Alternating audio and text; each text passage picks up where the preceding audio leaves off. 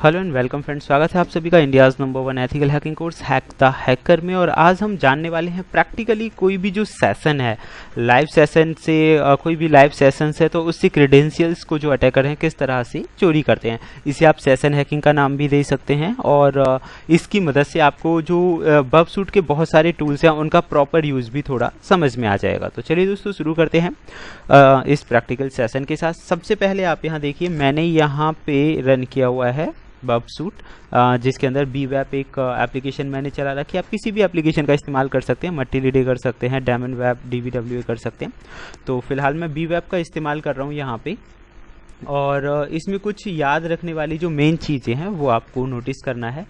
यहाँ पे हम जो भी क्रेडेंशियल्स डालेंगे, आप देख सकते हैं मैंने यहाँ डाल दिया क्रेडेंशियल्स बी, और मैं इसे कर लेता हूँ लॉगिन, बी बग, और मैं इसे कर लेता हूँ लॉगिन। तो दोस्तों जैसे ही आप लॉगिन करेंगे आप देखेंगे कि सेशन लॉगिन हो गया। मान लीजिए कोई भी जो पर्सन एक नेटवर्क के अंदर अपने आईडी पासवर्ड कहीं पे भी वो डाल रहा है, तो ऐसी सिचुएशंस में ये जो है बीवेप, बगसूट जैसी ऐप है, इनकी मदद से काफ़ी कुछ वर्क किया जाता है। मतलब कि लाइव सेशन को वो हैक कर लेते हैं और फिर उसका फ़ायदा उठाते हैं। सीक्वेंस जनरेटिंग भी हम इसके ज़रिए सीखने वाले हैं। तो अभी आपको क्या करना है, आपको जाना है HTTP हिस्ट्री में, क्योंकि जो हमारी हिस्ट्री का रिकॉर्ड है वो आपको यहाँ पे मिल जाएगा। आप यहाँ देख सकते हैं कि जो हिस्ट्री रिकॉर्ड है वो यहाँ पे जनरेट हो गया है। तो यहाँ पे जाने के बाद आप देखिए काफ़ी सारा जो हमारा अभी का था सेशन आईडी वो क्रिएट हो चुकी है। सेशन आईडी क्रिएट होने के बाद आपको यहाँ से राइट क्लिक करके इसे कर देना है सेंड टू सीक्वेंसर। तो दोस्तों सेंड टू सीक्वेंसर करने का मतलब ये हुआ कि ये जो सेशन था हमने सीक्वेंसर के पास भेज दिया, और आप यहाँ देख सकते हैं कि जो कुकी थी वो कैप्चर कर ली इसने। अब टोकन आप देख सकते हैं इसे मिल गया है, यहाँ पे सेशन का जो टोकन है वो मिल चुका है। तो इतना ही वर्क बस एक हैकर के लिए काफ़ी हो जाता है।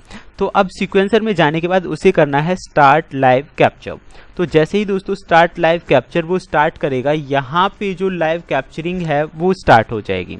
इसमें बहुत थोड़ा सा टाइमिंग लगना है, कई बार हो सकता है थोड़ा ज़्यादा टाइम भी लगे, बट ये डिपेंड करता है नेट की, ये डिपेंड करता है आपके पीसी की स्पीड के ऊपर। नेट की स्पीड से तो कोई लेना देना नहीं है। तो चलिए वेट कर लेते हैं थोड़ा सा टाइमिंग यहाँ पे। तो आप ये देख सकते हैं यहाँ पे जो टोकन्स हैं उन्हें ये जनरेट करने का काम स्टार्ट कर रहा है। अब इसमें थोड़ा टाइम कंज्यूम होगा, तो इसीलिए मैं थोड़ा इसे पॉज कर देता हूँ। ये 20,000 तक टोकन्स को कैप्चर करेगा। ओके फ्रेंड्स, यहाँ आप देख सकते हैं कि जो स्क्रीन है, जो टोकन्स है वो कैप्चर कर लिए हैं इसने। उसके बाद आपको करना है एनालाइज नाउ। जैसे ही आप एनालाइज नाउ करोगे तो ये पूरा जो टोकन इसने कैप्चर किए हैं उन्हें एनालाइज करके एक रिपोर्ट अच्छे से वो जनरेट कर देगा। अब इसका एनालाइजिंग का जो प्रोसेस है, अगर आप जानना चाहते हैं कि इसने किस लेवल पे एनालाइज किया है, तो आप नीचे समरी देख सकते हैं, यहाँ पढ़ सकते हैं ओवरऑल रिजल्ट किस तरह का रहा है। एक्सीलेंट ये आपको शो कर रहा है, एंड इफेक्टिव एंट्रोपी ये आपको यहाँ शो कर रहा है कि मतलब किस तरह से उसने लाइव सेशन को कैप्चर किया, क्या क्या उतार चढ़ाव उसमें आए हैं, उसकी रिलायबिलिटी क्या है। सैंपल आप देख सकते हैं 20,000 टोकन्स इसने लिए और एक टोकन की लेंथ 26 है। फिर उसके बाद करेक्टर लेवल एनालिसिस आपको शो करेगा कि करेक्टर लेवल पे इसने क्या किया है, कितने काउंट्स हैं, कितने ट्रांजिशंस हैं, करेक्टर का सेट कितना लिया है, बिट लेवल पे कैसे किया है। तो ये अलग अलग लेवल पे जो मतलब सीक्वेंसर है उसने एनालाइजिंग किया है वो सारी रिपोर्ट आपको शो करेगा। तो फिलहाल यहाँ तक हमने एनालाइज कर लिया है और टोकन्स को कैप्चर कर लिया है। अब हम इसे सेव कर देंगे। जो टोकन्स हमें मिले हैं इन्हें हम कर देते हैं सेव। तो SE यहाँ पे लिख देता हूँ मैं MEH.txt। तो मैंने MEH इनका नाम रख दिया, या फिर टोकन्स वटएवर जो भी आपको नाम सही लगे वो आप दे सकते हैं। तो मैं इसे कर देता हूँ सेव। तो ये जो टोकन्स हैं ये सेव हो जाएंगे। सेव होने के बाद अब हमारा नेक्स्ट वर्क स्टार्ट हो जाता है यहाँ से। तो फिलहाल के लिए इतना ही काम है। अब अगर आप देखना चाहते हैं कि भाई जो टोकन्स हैं वो कौन से हैं, तो मैं आपको दिखा देता हूँ। यहाँ पे हम फाइल ओपन कर लेते हैं। फाइल को हमने सेव किया था MEH के नाम से, तो ये MEH फाइल आ चुकी है। यहाँ पे आप देख सकते हैं ये जो स्क्रीन के जो सेशन ने टोकन्स को कैप्चर किया था वो टोकन्स हैं, यानी कि इनमें से किसी भी टोकन का अगर मैं इस्तेमाल करूँगा तो सीधा आप लॉगिन हो जाएंगे। अब कैसे अभी देख लेते हैं फिलहाल। तो मान लीजिए मैंने इसे कर लिया है कॉपी करने का। इसका इस्तेमाल अभी हम पहले दोबारा से मैं उस चीज़ को टारगेट जो है उसे कैप्चर कर लेता हूँ, उसके बाद ये करेंगे। तो प्रॉक्सी में हम जाएंगे इंटरसेप्ट पे, और यहाँ मैंने कर दिया है इंटरसेप्ट ऑन, और उसके बाद मैं इसे कर लेता हूँ थोड़ा सा रिफ्रेश ताकि सेशन हमें मिल जाए। तो आप देखेंगे यहाँ पे हमें सेशन आईडी मिल चुकी है। तो इस सेशन की जो आईडी है वो हम कैप्चर कर चुके हैं। इसे मैं कर देता हूँ सेंड टू रिपीटर, यानी कि रिपीटर के पास मैंने इसे भेज दिया।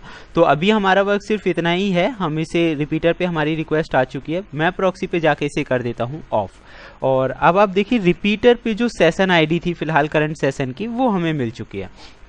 इस सिचुएशन में अगर अब आप इसे डिलीट भी कर दें, मान लीजिए मैं इसे लॉग आउट कर देता हूँ, कोई भी जो पर्सन था उसने अपना जो भी सेशन था वो लॉग आउट कर दिया, उसके बाद आपने जो सेशन कैप्चर किया है आप उसे किस तरह से इस्तेमाल कर पाएंगे। ये भी एक वल्नरेबिलिटी फाइंडिंग का बहुत अच्छा मेथड है। इसकी मदद से भी आप वल्नरेबिलिटी ढूंढ सकते हैं और वो किसी को बता सकते हैं कि आपकी वेबसाइट में ये वल्नरेबिलिटी है, ताकि वो इन चीज़ों को सही कर ले।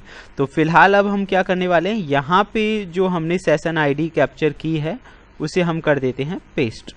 तो मैंने यहाँ पे नई जो सेशन आईडी थी इनमें से कोई भी एक आईडी लेके मैंने यहाँ पे उसे कर दिया है पेस्ट। तो आप देख सकते हैं पेस्ट कर दिया। उसके बाद मैं इसे कर देता हूँ गो, और जैसे ही गो किया तो आप यहाँ देख सकते हैं HTTP ओके रिजल्ट हमें दिखा रहा है। तो इसके अलग अलग रिजल्ट हम देख लेते हैं। हेडर में रिजल्ट है हेक्स HTML, और आप देखना चाहते हैं कि वेबसाइट पे इसका क्या रेस्पॉन्स है तो आप रेंडर पे चले जाइए। जैसे ही आप रेंडर पे गए, मैं आपको और थोड़ा क्लियरली यहाँ दिखा देता हूँ। आप यहाँ देख सकते हैं कि ये जो पेज है ये लॉगिन है, लॉग आउट नहीं है।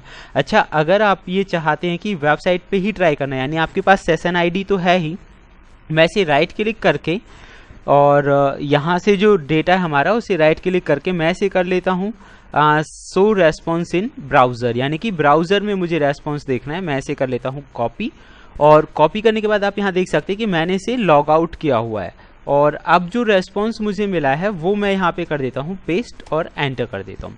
तो आप देखेंगे कि जो भी रेस्पॉन्स आपको मिला है यहाँ पे वो लॉगिन मिला है, जबकि आप उसे यहाँ पे लॉग आउट कर चुके हैं। तो यही सेशन आईडी का काम होता है, जिसकी मदद से कोई भी अटैकर या हैकर आपकी पीसी से जो क्रेडेंशियल इंफॉर्मेशन होती है उसे चुरा सकता है। तो this is the work of sequencer and how to use या how to hack session ID भी आप कह सकते हैं। और इस तरह की वल्नरेबिलिटी फाइंड करने का भी बहुत अच्छा तरीका है।